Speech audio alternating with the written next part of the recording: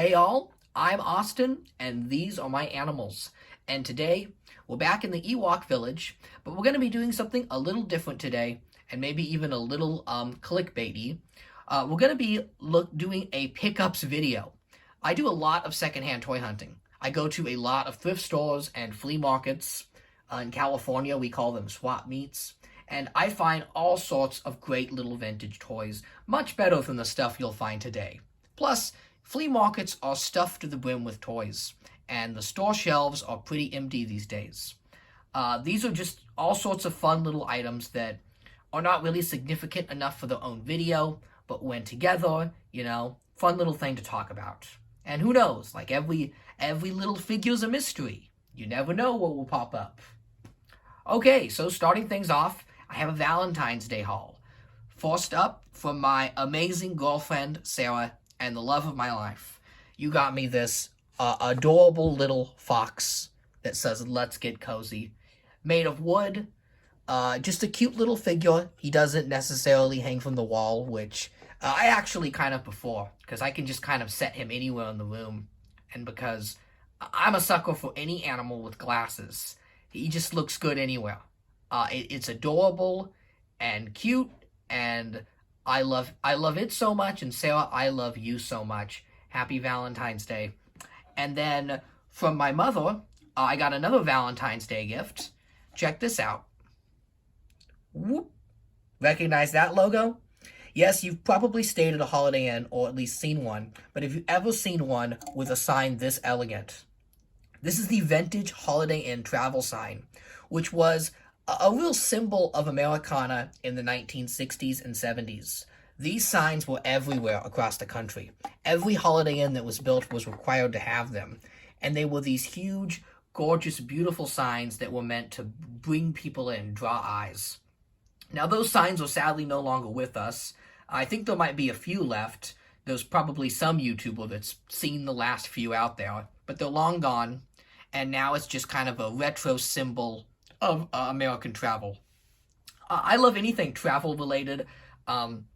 Aside from toys, I also collect license plates. And this is such a fun item because it combines travel and toy. Two things I absolutely love. This particular item is a plastic Holiday Inn sign. It came with a playset of a Holiday Inn that Play School made. Now, this playset, honestly, it's hysterical and charming. It is a replica of a Holiday Inn hotel, which basically now kind of looks like in any dingy old motel you have in your town. And trust me, we all have a few of those. The playset is very collectible and desirable now, and can be quite tough to track down. But the only piece I was really interested in was this sign. I just think in front of a Calico Critter home, or maybe one of my Calico Critter lodges, it will just bring a lot of life to my display and make it seem very real. And considering my Calico Critter town is currently very woodland themed, it's kind of a campsite. Maybe I'll make a video of that soon. This is going to be such a great piece. It's going to just pop in that display. And look, the marquee is even customizable. You can put whatever you want in there, so who knows what musician will be playing at my Critter town.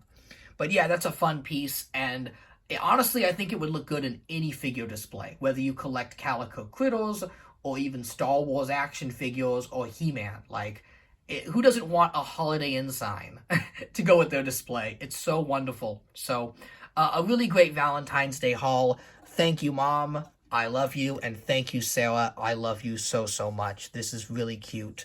So, two very fun items there that will look good in the toy room. Okay, up next are some of the things I have found at the swap meets lately. First up, we have this little fox guy. I didn't know who this was when I picked him up. I just saw a fox in what looks like a like a hunting jacket or like a horse riding jacket, and I had to have it. A little bit of research later, and I can't believe I didn't realize this, but I actually own a doll of this guy.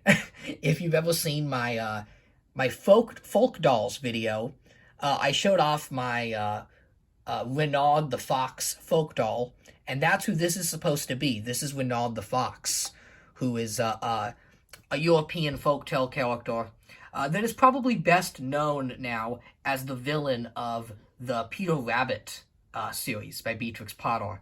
And I believe this one in particular is from the Peter Rabbit movie that came out last year. So, a pretty great figure, and I still have to watch that film, because, you know, anything with talking animals in it running around, I have to see. Okay, up next is our next fox. This is a tiny Disney miniature of Robin Hood. This is not the vintage Disney kin. These are the new Disney kins, and I say new because they came out about 20 years ago. But in the early 2000s, you could buy these blind-packed Disney figures. You didn't know which one you were getting, and they were pretty expensive. I remember them being like $6 back in the day at the park, and some of them have become very collectible and desirable. But they made Robin Hood, and I buy anything Robin Hood. I mean, it's him. It's amazing. I was really hoping they would have like a Maid Marian or a Little John, but it looks like it's just the one. But you know what? For $1 in a pile of toys, I'll take it, and he'll look great with all the other Robin Hood figures. You know, I would be great to have a whole line of these, wouldn't it? Something about Robin Hood just lends himself well to the miniature format. Maybe because, like, you know, there's so many trees and wagons and carts and all the... I think back to the Prince of Thieves line that Kenner did in the 90s, where Robin Hood just had all these, like, Ewok-like contraptions. I just think like a Micro Machines Robin Hood line would look really great. But, you know, it's a cute figure, and I'm not really interested in the other figures in this line, so easy way to get this guy without having to buy a collection and just pick him out. Okay, up next, we have some Calico Critters, or Sylvanian families, whatever you want to call them. I'm always looking for these little guys, but I have a huge Calico Critter collection. I have doubles and triples and quadruples of these guys. So when I find loose critters now, secondhand, you know, I really have to think all these ones I want for the collection. And in this case, the answer was overwhelmingly yes, because these are two animals I don't have any of in my village. The first up is the mole. Here is the mole. And yes, I've already made a little bikini for this one so that she may go in my resort scene. That's where the Holiday Inn sign's going to go, by the way. I have a little resort set up with a beach and a pool, and it needs more critters. So I've just been buying, like, secondhand, loose, nude critters so I can put them in the swimwear. This is a very fun head sculpt. Kind of looks like the porcupine, just without the hair. And that might be what the sculpt is. But I definitely get, like, Wind in the Willows vibes from this. Really fun figure. And I know this one's from the 80s, so it is a vintage one. And the next one might just be one of my favorite critters I own. I saw this on the table lying in the sun. You know, it was nearly 100 degrees here in California, and I remember the toy being so hot, and I'm just thinking, like, I have to save this little toy from being melted in the sun. Seriously. But, you know, it was worth it walking in the hot sun at that flea market because I got this little beaver right here. Yes, I've already made a little plaid bikini because it's going to look so great in my woodland lodge setup. Like, just imagine the Holiday Inn sign, the cabin, the swimming pool, and this little beaver, like on a diving plank. It's just going to look so great. I have some of the new-ish beavers, the ones that were released in the 90s, but I don't have any 80s ones, and this is definitely an 85 one. You can tell because the tone of the fur is a little darker than the 90s ones. Any of the beavers I know are pretty desirable, and they have just the most adorable head sculpts ever. I'm reminded of Bucky. He makes me think of Bucky the Beaver from the convenience store chain. So, absolutely adorable, and this is one I will always buy doubles of. I need more beavers. Like, if I just see a whole bunch of Calico Critter beavers, I'm just gonna buy them. I'm not even gonna hesitate. I'll find a spot later. They're just amazing. They're as amazing as the raccoons and the bear here, the marmalade bear, which I talked about a bit in my last video. Okay, so up next we have what I jokingly call perhaps the most common toy at any flea market or thrift store, and that is Slappy the Squirrel in her motorcycle. Something about the Animaniacs toys just make them the most common toys ever. Like, seriously, I just see piles of them, and that's despite the show being over 25 years old. It seems like Warner Brothers made enough, Dot and Wacko merchandise to fill 12 landfills. They're just everywhere. I recently found the Animaniacs box set, and I've been, watching the show with just this big stupid grin on my face, enjoying all the songs and episodes, and it's all pretty great, but, I'm still not interested in collecting any of the merch, but there is one exception, and that is Slappy the Squirrel. If you've never watched these segments before, highly, highly underrated. They are absolutely fantastic. Basically, the Animaniacs is a variety show. So you get a bunch of different cartoons that are stitched together. Some will hit, some will miss, but the Slappy the Squirrel segments are just amazing. We follow this squirrel named Slappy, who was a Golden Age cartoon character who is now a retiree in Pasadena, California. And she's just kind of living her everyday life as a retired cartoon character. It's a really, really brilliant premise, and it seems to take place in the same continuity canon as Who Framed Roger Rabbit, where kind of all the famous cartoon characters are actors. And it's not only filled with wonderful cameos, you get to see Roadrunner and Coyote, and even Bambi's mom shows up. But it's such a great love letter to classic cartoons. I've seen Roger Rabbit many times, but I cannot believe I had never heard of these segments because they're so wonderful. And there's just something that's very endearing about seeing Golden Age cartoon characters redrawn in a very slick, incredible 90s style, where they kind of have shadows and depth to them. It's just amazing. But there was no toys. All the Animaniacs stuff seems to be the Warners, Dot, Wacko, Yakko. There's, again, enough stuff of them to fill 12 landfills. But when it comes to some of the other segments, Slappy the Squirrel had no merchandise. I mean, nothing. I was shocked. This Happy Meal and then one coloring book seems to be all the character ever got, which I think is a shame. And, some of the Animaniacs segments didn't get any merchandise at all. There's no Rita or Runt figure, which shocked me, because those segments are also very endearing.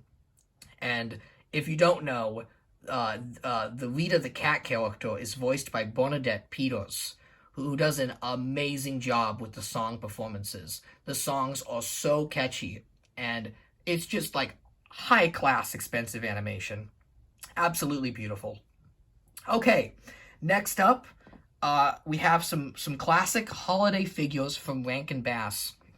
Now, I've talked before how I love the stop-motion Rankin Bass Christmas specials, and I always try to pick up figures based on Rudolph the Red-Nosed Reindeer, or Year Without a Santa Claus is Coming to Town, stuff like that. But those figures can be, trust me, tough to get on the aftermarket. It seems like there was a short wave of classic Christmas special figures in the early 2000s, and then they just kind of petered out. I remember seeing them back in the day, back at Suncoast Video, if you ever went there, or the Toys R Us collector's aisle, and they were always like $25 and never on clearance, so I didn't get them. But now they are tough to get. And I found two of them at the swap meet. Both of them cost me about $1. Both were baking in the sun, and they were at the bottom of a bin of toys. Like, I was digging around through Happy Meal toys, probably more Animaniacs toys than anyone could possibly imagine, because they're everywhere. And I found two little characters. Okay, so here is the first one. Do you know who this is? If you know who this is, you've watched way too many cartoons. Because this is a deep cut. Okay, this is Frosty the Snowman's daughter. You probably guessed that because she does look like a Frosty character.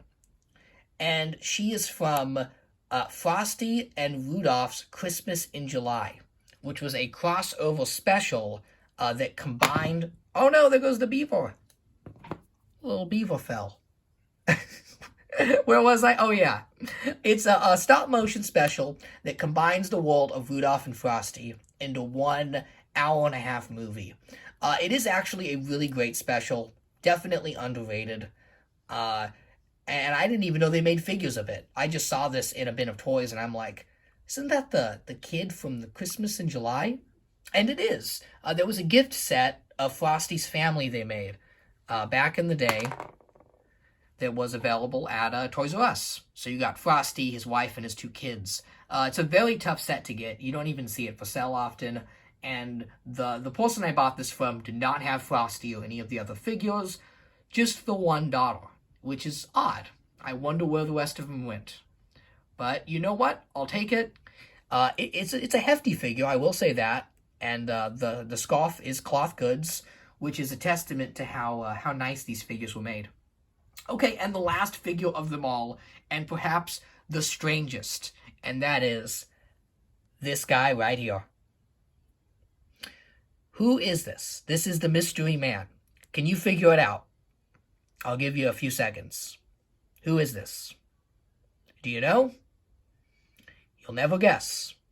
Okay, so I saw this guy on a table, again at a swap meet, and I picked him up and looked at him, and I'm like, he does look very Rankin Bassy. Like, he does look like a holiday special character, but he isn't one I recognize at all.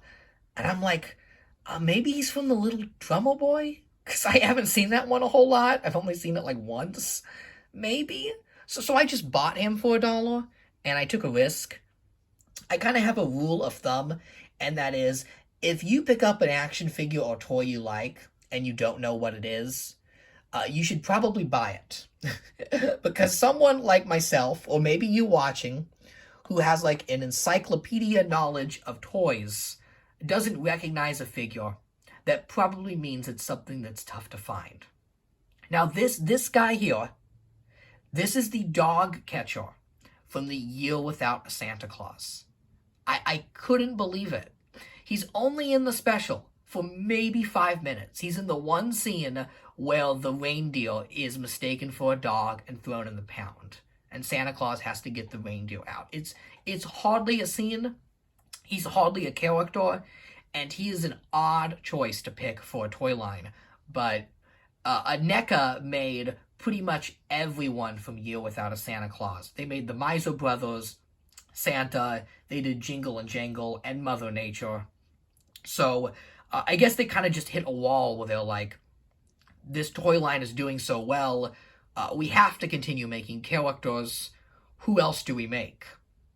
So they make the dog catcher.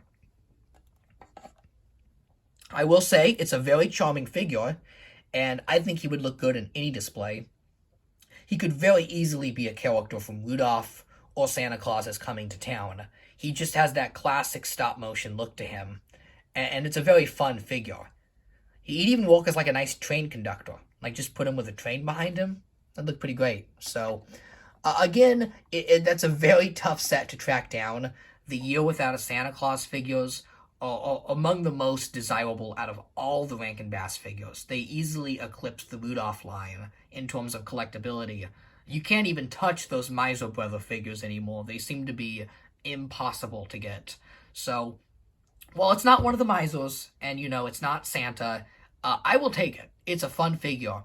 And little stuff like these is why I get out of bed and go to the swap meet. Because I get up at the crack of dawn, you go in the morning, and you walk for 2 hours in the hot sun, digging through little piles of Happy Meal toys, hoping for that gem, you know, that diamond in the rough. And you do find it. You find all sorts of treasure. All this stuff I've only found in, like, the past month. And it's so much more fun than just buying the stuff online. Not only because I save money, because I'm not paying the secondary market prices, but now it's got a story behind it, right? Like, I can always look at this dog catcher and go, there's the little dude I found in the hot sun and rescued from a toy bin. You know, not just that thing I bought from eBay. And you'll never know what's out there, because some of these figures, like this guy or Frosty's daughter. I didn't even know these existed or how much I wanted them until I found them out there. So, you know, go toy hunting. You'll find all sorts of fun stuff. I have a lot of fun doing it. Just look at all these little things I got. Look at that. Little Robin Hood. And then, you know, the cool Holiday Inn sign. Thank you, Mom. And finally, the Foxo. Thank you, Sarah. Love you. All right. That's all for this video. What do you think? Do you want to see more pickups? I mean, I find so much tat, I could make another one of these just as easily in another week from now. So let me know what you think. Keep on hunting, because the good toys are out there. Thank you all, and have a wonderful day.